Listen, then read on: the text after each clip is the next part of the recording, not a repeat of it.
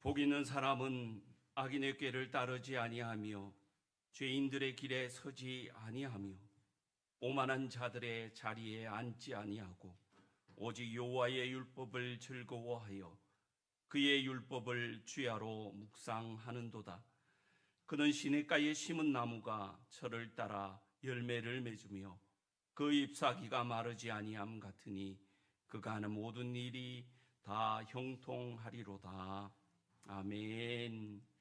은혜와 사랑이 충만하신 하나님, 부활하신 우리 주 예수 그리스도의 다시 사심을 찬양하며 높여드릴 수 있도록 도우시니 감사합니다. 오늘 이 거룩한 주일 가운데에 우리가 마음껏 기뻐하고 하나님 앞에 영광 돌리는 귀한 은혜의 시간이 되게 하여 주시며 우리의 이 감사의 예배를 주님 홀로 받아주시고 우리 가운데에 역사하여 주옵소서. 예수님의 이름으로 기도드리옵나이다. 아멘. 이 시간 우리에게 주시는 하나님의 말씀은 신약성경 고린도전서 15장 12절에서부터 20절까지의 말씀입니다. 신약성경 282페이지쯤에 있습니다. 고린도전서 15장 12절에서부터 20절까지의 말씀을 제가 봉독해 드리겠습니다. 그리스도께서 죽은 자 가운데서 다시 살아나셨다 전파되었거늘 너희 중에서 어떤 사람들은 어찌하여 죽은 자 가운데서 부활이 없다 하느냐? 만일 죽은 자의 부활이 없으면 그리스도도 다시 살아나지 못하셨으리라. 그리스도께서 만일 다시 살아나지 못하셨으면 우리가 전파하는 것도 헛것이요 또 너희 믿음도 헛것이며 또 우리가 하나님의 거짓 증인으로 발견되리니 우리가 하나님이 그리스도를 다시 살리셨다고 증언하였습니다. 만일 죽은 자가 다시 살아나는 일이 없으면 하나님이 그리스도를 다시 살리지 아니하셨으리라. 만일 죽은 자가 다시 살아나는 일이 없으면 그리스도도 다시 살아나신 일이 없었을 터이요 그리스도께서 다시 살아나신 일이 없으면 너희의 믿음도 헛되고 너희가 여전히 죄 가운데 있을 것이요 또한 그리스도 안에서 잠자는 자도 망하였으리니 만일 그리스도 안에서 우리가 바라는 것이 다만 이 세상의 삶뿐이면 모든 사람 가운데 우리가 더욱 불쌍한 자이리라. 그러나 이제 그리스도께서 죽은 자 가운데서 다시 살아나사 잠자는 자들의 첫 열매가 되셨도다. 아멘. 아멘. 은혜와 사랑이 충만하신 하나님 아버지, 감사와 찬송과 영광을 올려드립니다. 예수 그 사랑으로 부활의 소망으로 우리 가운데에 다시 사신 예수님의 그 은혜를 기억합니다. 이 시간에 그 예수 다시 살아나신 그 부활의 소망 붙들고 우리 온 성도들이 한 믿음으로 주님 앞에 나와싸우니 이 시간 하나님의 말씀으로 한량없는 은혜로 채워주시고 특별히 말씀을 증거하는 부족한 종 가리우시고 온전하신 우리 하나님의 말씀만 잘 증거할 수 있도록 은혜로 채우시옵소서. 감사하오며 예수님 이름으로 기도드리옵나이다. 아멘. 아멘. 할렐루야. 예수님 다시 사셨습니다. 네, 우리 다시 한번 인사하겠습니다. 예수님 다시 살아나셨습니다. 예수님 사신 거에 대해서 불만 있으신 분 있으시면 손으로 한번 예수님이 분명히 다시 살아나셨어요. 그것은 역사적인 사건이에요. 그러니까 우리가 뭐 어디서 주워들인 옛날 이야기가 아니고 역사적인 사실이라는 것들을 꼭 기억하셨으면 좋겠다 싶습니다. 오늘 그래서 고린도전서 15장의 말씀을 가지고 부활, 죽음을 삼킨 영광의 승리라는 말씀의 제목으로 이 시간 은혜를 받을까 합니다. 여러분, 우리가 세상에서 살 때에 여러 가지 관심 있는 이슈들이 있어요. 뭐 어떤 투자자들은 이렇게 막 이란 전쟁 통해서 주식이 어떻게 되나 그런 생각도 있을 것이고, 특별히 요즘 이게 기름 문제 때문에 운전하시는 분들은 특히 여기에 더 민감해질 수밖에 없는 사회적인 이슈들이 있습니다. 그런데 우리 인류가 영원히 가지고 있는 한 가지의 이슈가 있어요. 뭐냐 하면 바로 죽음을 어떻게 할 거냐. 우리가 늙어가는 걸 어떻게 할 거냐. 그 이슈 때문에 수많은 이 세상을 군림했던 위정자들, 왕들은요, 어떻게든 단 한 시간이라도 좀 더 오래 살아볼 요량으로 좋은 것들 찾아, 좋은 방법들 찾아 그렇게 애쓰고 있다는 사실들을 우리는 너무나 잘 알고 있습니다. 그거 다 과거의 얘기 아닌가? 옛날에 그랬지. 지금은 늙으면 다 죽는다는 거 다 알지 않느냐? 여러분, 그렇지 않아요. 지금도 며칠 전 어제입니까 아래입니까? 또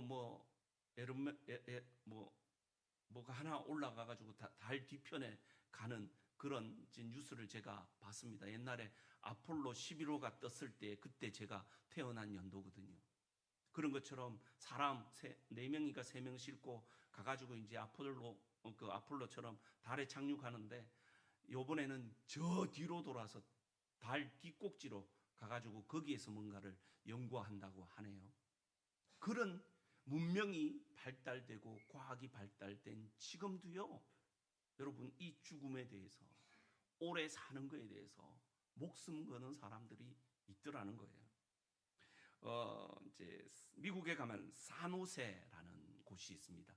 캘리포니아가 이제 남북으로 길게 되어 있는데, 우리가 잘 알고 있는 곳은 LA 아닙니까? 그죠? LA, 캘리포니아입니다. 근데 캘리포니아 그 주에서 LA에서 한 6시간에서 한 7시간 정도 달려가면 산호세라는 곳이 있습니다. 그 산호세는 뭐가 유명하냐? 구글이 있고, 마이크로소프트 회사도 있고, 하여튼 첨단 IT 산업을 하는 모든 회사들은 거기에 집결되어 있습니다. 그래서 거기에 집결되어 있는데, 그곳에서 지금 무슨 일이 일어나고 있느냐 하면, 알토스 랩스라는 회사, 캘리코라는 회사가 있습니다. 그 위에도 등등이 있습니다. 근데 이 회사가 뭘 하느냐 하면 세포 노화 역전이라는 프로세스를 가지고 연구하는 단체입니다. 세포가 노화되는 것을 역전시킨다는 말은 무슨 말입니까? 세포가 젊어진다는 거예요. 여러분, 세포가 젊어질 수 있습니까? 여러분, 안티크리에이징이라고 그래서 여러분 집에 한 개쯤은 있을 화장품이 있어요. 그거를 바르면 세포가 젊어진대요. 안티크리에이징 이래가지고 세포가 젊어지는 화장품을 바르면 젊음을 유지하고 이뻐질 수 있다. 사실 그렇지 않습니다. 다 속된 말로 뻥입니다. 그런데 그거를 주구장창 바르시는 이유가 뭘까요? 뻥인 줄 알면서도, 거짓말인 줄 알면서도 조금 어떻게든 좀 안 늙어 보이려고 애를 씁니다. 저도 이제 며칠 전에 깜짝 놀라는 일이 있었습니다. 양치를 하면서 거울을 보고 있는데 이 목 밑에 여기, 여러분 자세히 보셨습니까? 남자들은 거울 보는 거 별로 싫어하시고, 거울 본들 안 본들 그 모습이 그거기 때문에 그렇게 집중해서 안 보기 때문에 잘 모르실 것 같아요. 오늘 집에 가셔서 이 목을 한번 보십시오. 이게 쭈글쭈글해지는 거예요. 살이 쪄가지고 얼굴은 통통한데, 그래서 주름 하나 없다고, 제가 나이 원래 57살, 58살 이렇게 되는데, 요즘 나이를 어떻게 매겨야 되는지 잘 모르겠어요. 하여튼 57에서 59 그 어간에 있어요, 제가. 근데 이 목을 보니까요, 얼굴은 탱탱하고 주름 하나 없다고, 목사님 피부 좋다고 하시는 분들이 있는데 목을 보니까요, 이게 주름진 모가지가 되더라. 그래서 이게 이 패티김 아시죠? 패티김은 절대로 목을 이렇게 하지 않는데요. 왜냐하면 늘어졌다가 줄어들면 주름 생긴다고. 그랬다 그래요. 진짜로. 그래서 저도 요즘은 목을 이렇게 안 들려고. 근데 여러분, 이런 일들이 지금 엄청난 이슈화 돼가지고요. 우리는 잘 모르지만 아마존이라는 회사가 있습니다. 우리나라의 쿠땡이라는 회사처럼 물건 사면 막 로켓처럼 배송해주는 그런 회사의 CEO가 제프 베조스라는 사람인데, 이 사람이 아까 말씀드렸던 알토스랩스라는 회사에 수천억, 수백억이 아니라 수조 원을 투자해서 연구를 시키고 있다는 거예요. 이유가 뭐겠어요? 오래 살고 싶고 안 늙고 싶어서 그 일을 한다는 거예요. 천문학적인 돈을 들여서 그 일을 하고 있다라는 거예요. 근데 여러분, 인류 역사상 창세 이래에 여러분, 지금까지 변함없는 100%의 일이 있습니다. 바로 죽는 거예요. 여러분, 아무리 세포 노화 역전 젊어지게 하고 오래 살려고 애를 써도 우리는 죽음 앞에 설 수밖에 없다라는 것이 결론입니다. 그러나 성도 여러분, 우리가 믿는 예수, 이 기독교는 죽음을 피하는 방법을 가르치는 종교가 아니라는 사실입니다. 기독교는 죽음을 정면으로 맞서서 그것을 통과하여서 생명으로 나아가는 승리를 선포하는 종교이더라는 겁니다. 오늘 우리가 읽었던 고린도전서 15장은 성경에서 가장 장엄한 부활장이라 그렇게 명명되어지는 말씀입니다. 오늘 이 시간 이 부활의 아주 기쁜 소식이 여러분들의 삶에 짓눌려 있는 모든 영적, 육신적인 그 사망의 그림자를 걷어내는 은혜의 귀한 시간이 되기를 주님의 이름으로 축복합니다. 가장 먼저 우리가 보아야 될 것은 이 12절에 보니까 고린도 교회 안에 이상한 소문들이 일어나게 됩니다. 죽은 자 가운데에서 부활이 없다라는 소문들이 돌기 시작하는 거예요. 여러분, 예수님 당시 2000년 전이나 지금이나 이 소문이라는 것은 여러분 엄청난 효과가 있는 그런 것 같아요.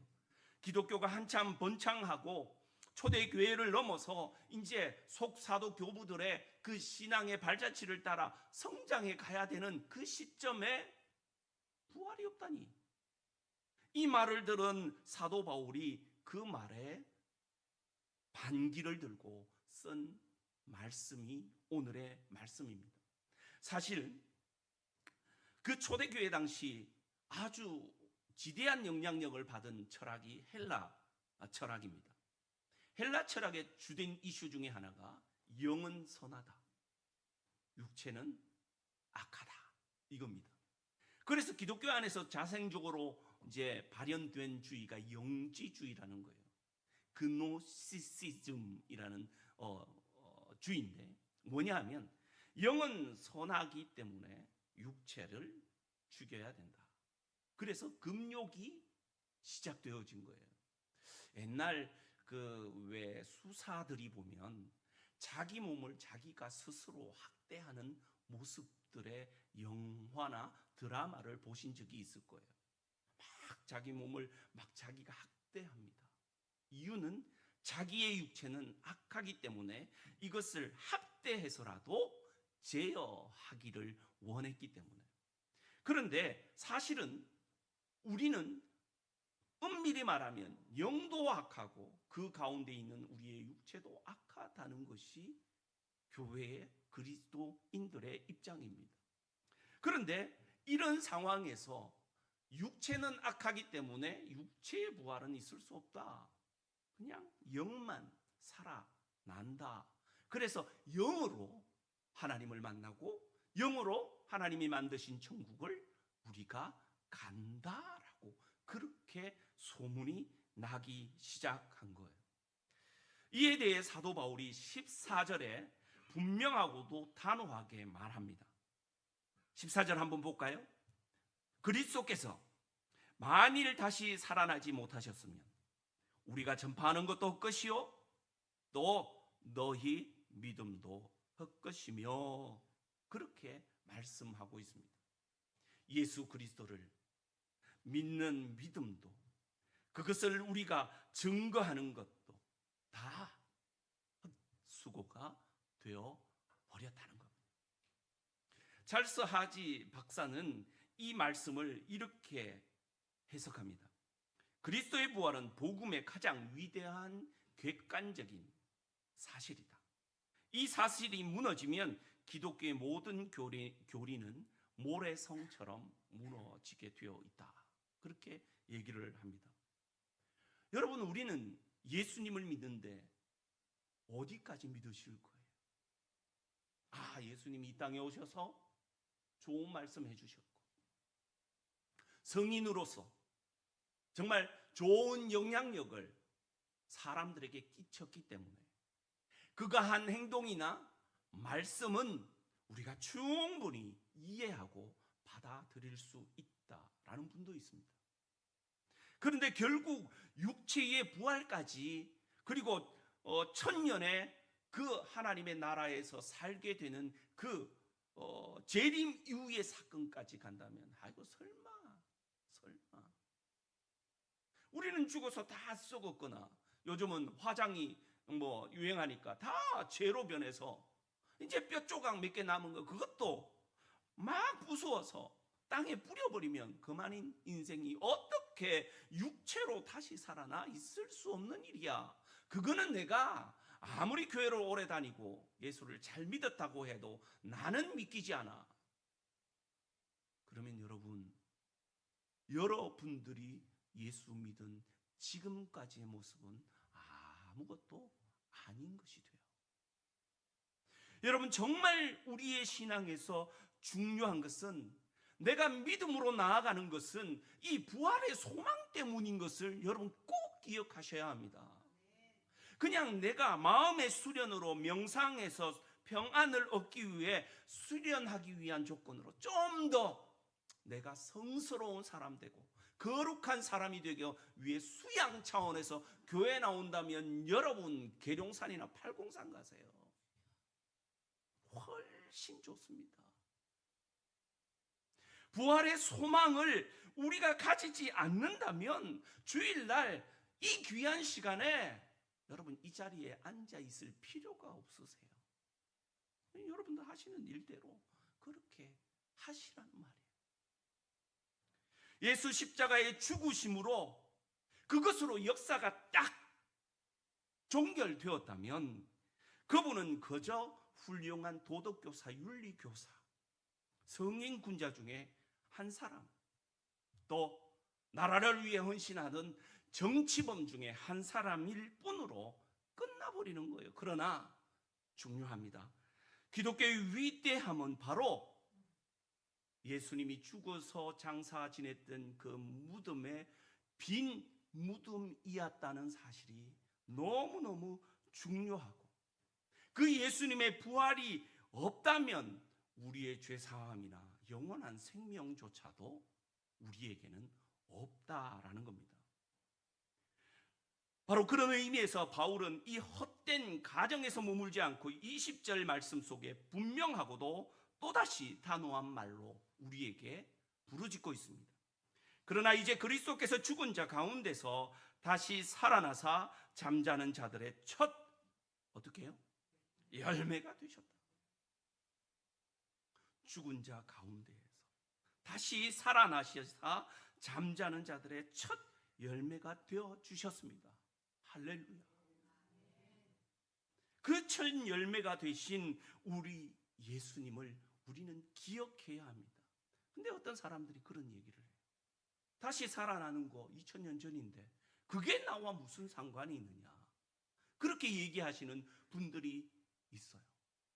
근데 성경을 자세히 보고 그 뜻의 말씀을 자세히 연구해 보니까 이런 얘기가 있어요. 여기 20절에 사용한 다시 살아나사라는 이 단어가 굉장히 은혜스러운 단어예요. 여러분, 다시 살아나사, 이게 헬라어에는 과거, 현재, 미래, 시제입니다. 시제. 우리도 그렇잖아요. 과거에 내가 뭐 했었다, 지금 내가 뭐 하고 있다, 미래에 내가 뭐 할 것이다. 이 시제가 분명하잖아요. 근데 이 헬라의 단어들은 그 시제가 더욱더 복잡해요. 복잡한데 이 시제가 어떤 거냐면 완료 수동태를 쓰고 있다는 거예요. 완료와 미완료가 있어요. 수동태와 능동태가 있어요. 이 완료 수동태라는 것은 완료가 되어 있지만 그것을 능동태가 아닌 누군가에 의해서 그 완료가 지속되고 있다는 의미의 단어가 바로 다시 살아나사라는 에게게르타이라는 단어입니다.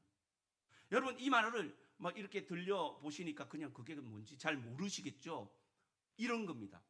내가 2000년 전 예수님이 그저 한번 살아나시는 걸로 끝나는 것이 아니라 지금도 여전히 과거에 부활하셔서 지금도 살아계시고 영원토록 살아서 역사하시는 그 놀라운 은혜가 부활의 사건이라는 거예요. 오늘 이 사도 바울이 20절 말씀에 그러나 이제 그리스도께서 죽은 자 가운데에서 다시 살아나사라고 얘기할 때에 자기만의 살아나심이 아니라 지금도 여전히 살아계시고 앞으로도 영원히 살아계실 우리 예수님의 그 살아나심을 통해 잠자는 자들의 첫 열매가 되어주셨다. 여러분, 이 말씀을 다시 우리가 한번 되새겨보면 그 살아나심이 2000년 전에 어떤 특정된 사람들의 부활이 아니라 지금도 저와 여러분들 가운데에서 역사하시는 부활의 사건이 되더라. 또 앞으로 우리의 후손들에게 주어질 부활의 영광의 은혜가 지속적으로 이루어지게 되더라 라는 거예요. 리디머 교회의 팀 켈러 목사님은 만일 예수님이 죽은 자 가운데서 부활하신 것이 역사적 사실이라면 우리는 그분이 하신 모든 말씀을 생명처럼 받아들여야 할 것입니다.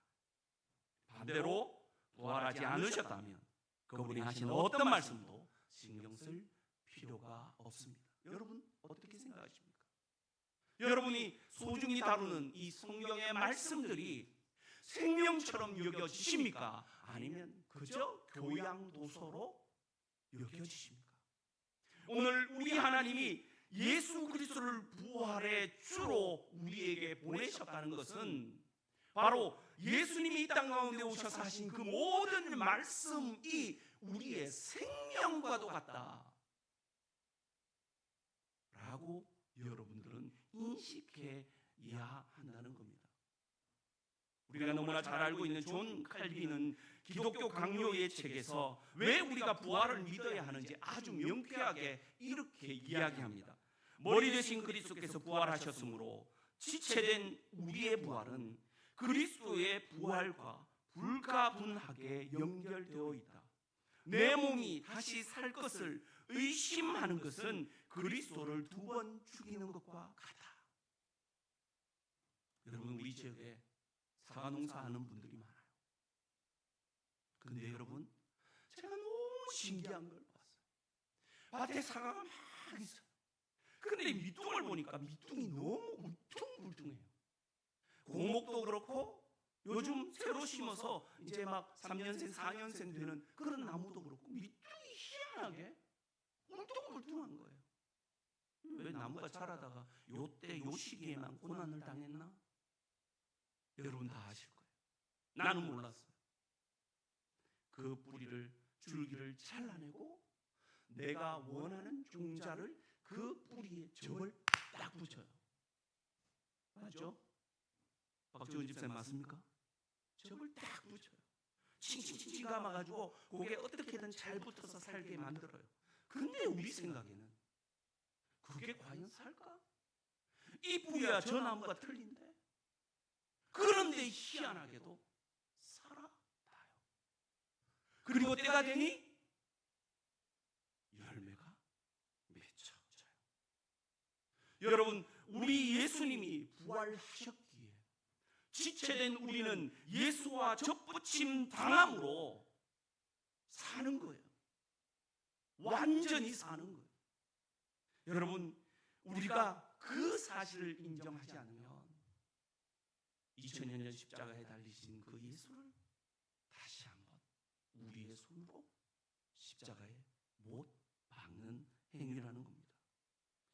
예수님이 첫 열매가 되셨기에 우리는 예수님께 접붙임 당하여서 두 번째의 부활, 세 번째의 부활로 당연히 서게 될 줄로 믿습니다. 그렇다면 성도 여러분, 이 부활의 역사적 사실을 믿는 사람들은 오늘 이 험한 세상을 어떻게 살아내야 할 것인가? 그게 또 우리에게는 숙제처럼 남아있는 거예요. 오카나 목사님은 부활은 장차 우리가 죽어서 누릴 미래의 소망을 말하지 않습니다. 부활은 오늘 우리가 직면한 십자가의 고난을 기쁨으로 짊어지게 하는 강력한 현재적 능력이 됩니다. 여러분, 이 말씀을 오카노 목사님이 피를 토하듯이 외치고 있었어요. 여러분, 부활의 소망, 십자가의 그 능력은 과거 2000년 전의 능력이 아니라 지금 현재의 나와 하나님과의 그 관계에서 이루어지고 있는 다이너마이트 같은 능력이 됩니다. 오늘 사랑하는 성도 여러분, 부활은 그것을 믿는 자에게는 완벽한 능력이 되는 거예요. 어떤 사람이 죽을 고비를 넘깁니다. 수술을 해도 낫지 않겠다는 그 사실에 수술을 합니다. 깨어나지를 않습니다. 중환자실에서 그냥 호흡기만 갖다 대고 간신히 살았습니다. 근데 이 사람이 기적적으로 살아나요. 여러분, 이 사람의 심정이 어떨까요? 내가 죽다가 살았다. 죽다가 산 인생이면 여러분 어떠할 것 같아요? 지금 그 전에 살았던 삶의 태도가 그는 죽음 앞에 가까이 가본 적이 있기에 나 이렇게 살아서는 안 되겠다라는 삶의 변화가 당연히 있어지게 됩니다. 우리가 세상을 살다 보면 사회에서도 그런 모습들이 발견되어지곤 해요. 그러면 여러분, 이 부활을 진짜 믿는 사람들은요, 그 삶의 태도가 바뀌어지게 되어 있습니다. 죽음 앞에서도 당당합니다. 두려워 떨지 않습니다. 무서워 벌벌 거리지 않습니다. 예수님 오신 이후 155년경에 초대교회 속사도 교부 폴리갑이라는 분이 있습니다. 바로 사도 요한의 직계 제자였습니다. 이분이 순교하실 때의 일화는 너무 유명합니다. 로마 총독이 그가 화형대 앞으로 가기 직전에 이렇게 폴리갑 사도한테 이야기합니다. 폴리갑 선생님, 지금이라도 그냥 단 한 번만 나 예수 안 믿는다. 예수는 허구다. 예수님을 한 번만 저주해라. 그러면 내가 어떤 정치적인 수단과 방법을 통해서 당신 목숨 살려줄게. 86세 나이의 이 폴리갑 속사도는 이렇게 얘기를 합니다. 86년 동안 그분은 단 한 번도 나를 모른다 하지 않으시고 나에게 선대하셨는데 내가 어찌 나를 구원하신 나의 왕, 나의 그리스도를 모독할 수 있겠습니까? 그리고 그냥 화형대에 타오르는 불길 앞으로 가서 순교했다는 일화입니다. 사실 폴리가 사도만 그렇게 한 건 아니에요. 로마의 그 원형 경기장에서 며칠을 굶주린지도 모를 사자 앞에 단 하나 예수 믿는다는 그 이유 때문에 그들이 그 맹수인 사자 앞에 던져지게 돼요. 그런데 이상하리만치 그 맹수 앞에 선 그 예수 믿는 사람들이 그 표정이 너무나 평온했다는 거예요. 이유가 뭐예요? 죽음조차도 그들을 막을 수 없는 바로 부활의 소망을 가지고 있었기 때문에 그렇게 된 줄로 믿습니다. 말씀을 정리합니다. 사랑하는 성도 여러분, 혹시 지금 우리의 가운데에 질병으로 고통받는 분들이 있으십니까? 아니면 경제적으로 벼랑 끝에 서서 절망하고 또 절망하고 계신 분들이 있습니까? 이제 앞으로 내가 어떻게 살아야 될지, 그러한 좌절의 고통 가운데에 그 어둠의 터널을 지나고 계시는, 마치 사망의 그늘에 앉아 있는 것 같은 그런 분들이 혹 계시지 않습니까? 오늘 빈 무덤을 향해 나아가시기를 간절히 소원합니다. 죽음을 깨뜨리시고 에게 게르타이, 지금도 영원토록 살아계시는 우리 부활의 주님을 만나보시기를 간절히 소원합니다. 주님이 이기셨어요. 주님이 그 죽음을 삼켜버리셨습니다. 세상은 우리를 짓누르고 노화와 질병과 실패는 우리를 위험으로 이끌지만 부활의 주님이 우리와 연합되어 계시는 한 우리는 그 죽음 앞에, 그 노화 앞에, 그 근심과 걱정 앞에, 절망과 좌절 앞에 넘어질 수 없다는 겁니다. 이번 한 주간 우리의 삶의 현장으로 돌아가실 때에 이 부활의 능력이 성도님들의 가정과 일터와 자녀들 위해 충만하게 임하시기를 간절히 축복합니다. 슬픔 대신 찬송을, 절망 대신 소망을 노래하며 넉넉히 이기는 부활의 증인들로 살아가시기를 주 예수 그리스도의 이름으로 간절히 축원합니다. 기도하겠습니다. 은혜 많으신 하나님 아버지, 감사와 찬송과 영광을 올려드립니다. 하나님의 그 사랑하신 그 놀라운 은혜로 우리가 부활의 소망을 얻게 하여 주시고, 그 부활의 소망으로 말미암아 우리 주님께서 허락하신 그 소망을 따라 힘써 달려가게 하시니 감사와 찬송을 올려드립니다. 이 시간 우리 하나님께서 원하시고 뜻하시는 그 크신 능력과 그 소망 가운데에 굳건히 저희들 설 수 있도록 도우시고, 그 부활의 소망으로 말미암아 우리가 죽음 가운데에서 담대해지고 세상 가운데에 승리하는 귀한 주의 백성들이 다 되게 도와주옵소서. 감사드리며 예수님 이름으로 기도드리옵나이다.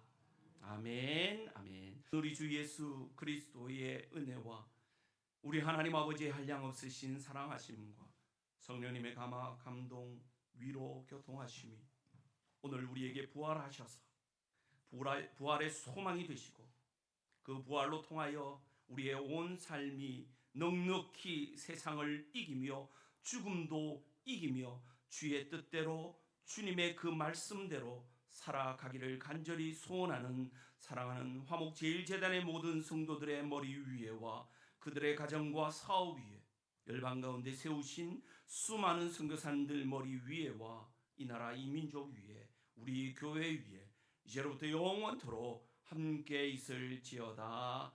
아멘, 아멘.